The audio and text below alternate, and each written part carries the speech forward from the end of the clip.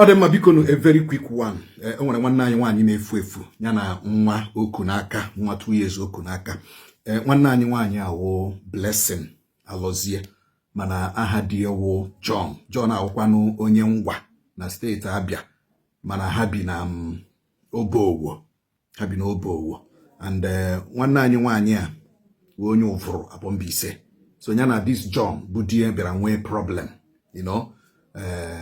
The girl Lawazia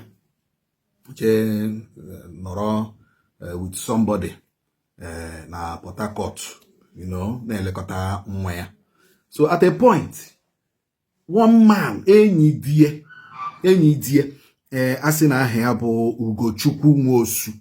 Ugochukwu Nwosu onye ụmụajụ nwa Ụmụariam Obowo. The same place ahụ John na Blessing a bi.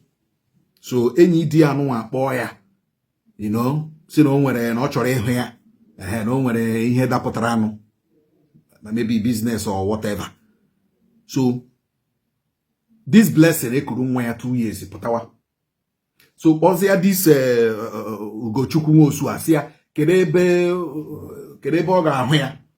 Ugochukwu Nwosu asị oke ya kwụsị na kedu this kedu ihe a na-akpọ ya ebe before ebe ma ebe towa dịkọ ebe dị, you know, kedu how many minutes ka ọ ga-ewe pụta dị ya na ekwucha that lady apụta with nwa ya. After few hours ọ pụtachara dị ya na nwanne ya nwaanyị na communicate. After few hours ọ pụtachara dị ya wacha nwanne ya nwaanyị apụtakwala ọ ya na-echezi that Ugochukwu. Phone ya akwụshiga, phone ya switched off. Phone is switched off.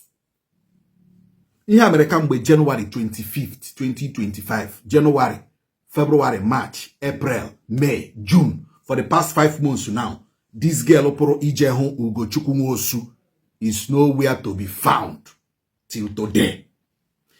The family mecha kpọrọ police. Me invite John, me invite Ugochukwu. Before mgbe nwanne nwaanyị kpọrọ that Ugochukwu si ya nwanne m nwaanyị si na ọ bịara ịhụ gị. Kedu ihe mere na nọmba ya agaga?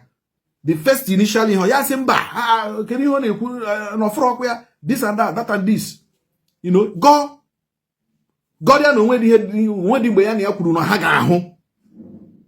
Ọbụsị mgbe a gaziri na police ya si yes na ha report na ọhụ ya this and that and this. John na onwe kwa na deep blessing agọkwa si na onwe ihe dị otu ahụ na nsogbu adịghị enwegoro ebe ọbụla Blessing na nwa ahụ nọ na ha na ọfụma ihe John di Blessing kwuru. Onye nwaanyị ya na-efu efu onwegoro ebe nwaanyị ahụ na nwa ya nọ na ha na ọfụma. He is not worried about worried about Blessing ya na nwaanyị ya na-adịghị na mma. What of the son? What of nwa ya nwoke? Ọ dịghị worried. Before you know it, police na IPO na Otoko police station ebe akpọrọ ha ga he release 2 of them, release John, release Ugochukwu. Alawa.